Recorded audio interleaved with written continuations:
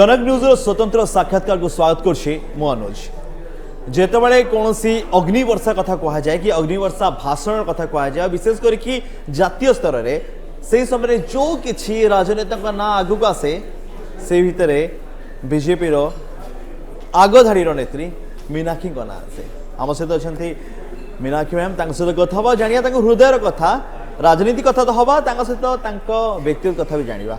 बहुत बहुत शुक्रिया आपका, आपने हमें समय दिया। थैंक यू अनुज, नमस्ते।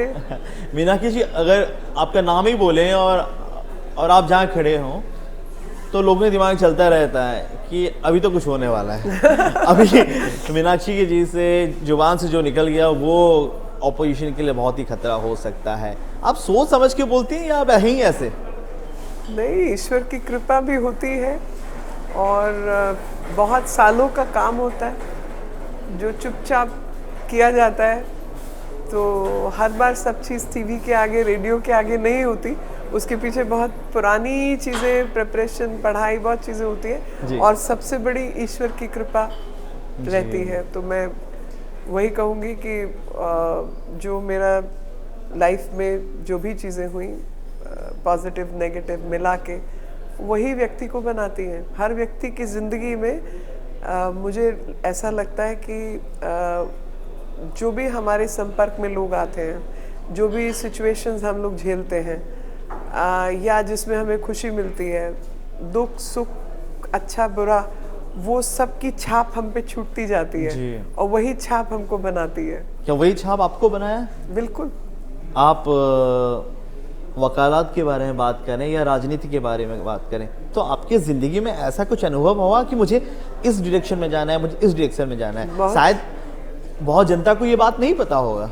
नहीं, बहुत कुछ हुआ, लेकिन मैं उन चीज़ों के बारे में जिक्र करती नहीं हूँ क्योंकि मुझे लगता है कि आपने जैसे मेरे से बात करना शुरू किया तो आप मुझे कोई कम कॉन्फिडेंट महिला के रूप में देखते हैं? जी सर, कभी भी नहीं, आप एक विनर को देखते हैं।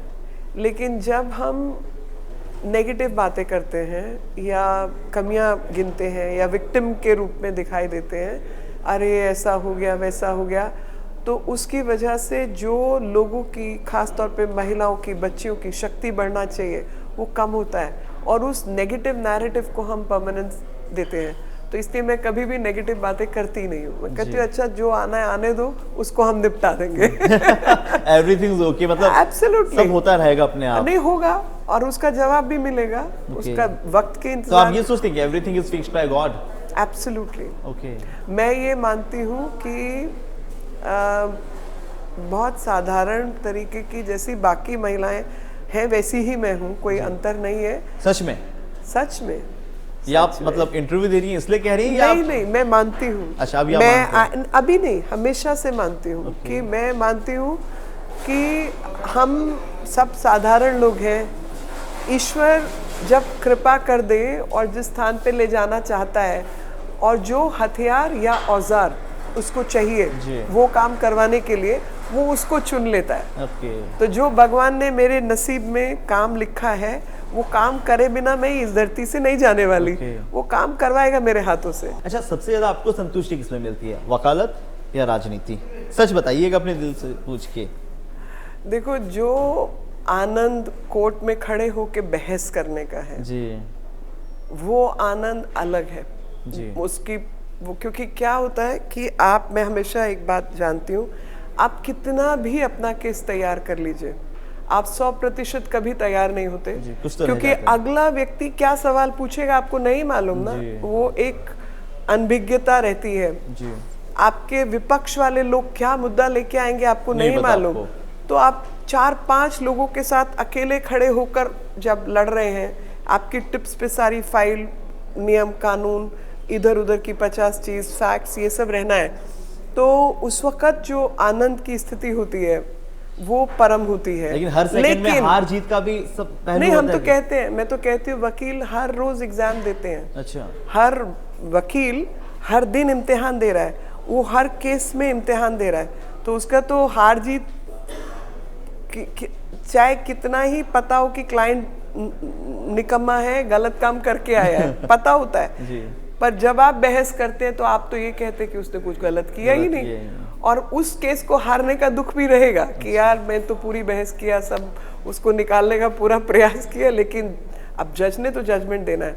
वो लेवल डिसएंगेजमेंट का आने में क्या आप इन्वॉल्व हैं और आप डिसएंगेज्ड हैं, आपको पता है कि मैं यही कर सकती हूँ, इसके आगे मेरा बस नहीं, मैं भगवान नहीं हूँ और ना मैं जज हूँ, और पाप की सजा अगर मिलनी है तो मिलेगी, मेरे नसीब में क्या। जी। तो वो आने में थोड़ा समय लगता है, लेकिन संतुष्टि उसमें है नहीं, उसमें बहस की संतुष्टि है। लेकिन राजनीति में खड़े होकर जब आप हजारों लोगों की जिंदगी पर उसका प्रभाव छोड़ सकते हैं, उनका फायदा करा सकते हैं, उसका आनंद एक अलग है। तो दोनों चीजों का आनंद है अपने अपने स्थान पर। हाँ। बहस करके अपनी इंटेलेक्चुअल कैपेसिटी का शार्पन करने का काम एक उसका आनंद है। दूसरा, हजारों लाखों लोगों की जिंदगी को आप बदल सकते हैं, या आपके किसी वजह से आपके देश को फायदा मिलता है, और वो काम आपने किसी चीज के बीज डाले, उसकी आज उसके नतीजे आ रहे हैं, तो आपको खुशी होती है, संतुष्टि होती है कि मेरी वजह से ये सब हुआ। तो वो संतुष्टि है ना दोनों। आंखों से कभी आंसू निकले? पब्लिकली नहीं, लेकिन जरूर। जान सकता हूँ क्यों? अपने लिए नहीं, कभी भी नहीं। ये नॉर्मली कुछ ऐसी चीजें होती हैं जहाँ पर आपको लगता है कि काश मैं इसकी कुछ मदद कर पाती, काश मैं इसके लिए कुछ कर पाती। कई बार मजबूरी होती है, आप नहीं कर सकते, मगर लोगों का दुख, जिनका अटैचमेंट आपके साथ है, आप कुछ विषयों पे कुछ करना चाहते हैं, आप हर बार सब कुछ कर पाएंगे नहीं, और वो जेन्युइनली बहुत दुख है। और जब आप मदद करने के लिए निकलते हैं तो वो दुख आंख में आता है ना, आंसू निकलते हैं, बिल्कुल निकलते हैं। लेकिन वो एक नियम कहिए या परसेप्शन ऐसा कि वो चीज़ें पब्लिकली नहीं होती। तो राजनीति के दौरान भी आंखों से आंसू निकले होंगे बहुत बार? राजनीति के दौरान भी ऐसा ऑब्वियसली दुख तो कई चीज़ों पे रहा होगा।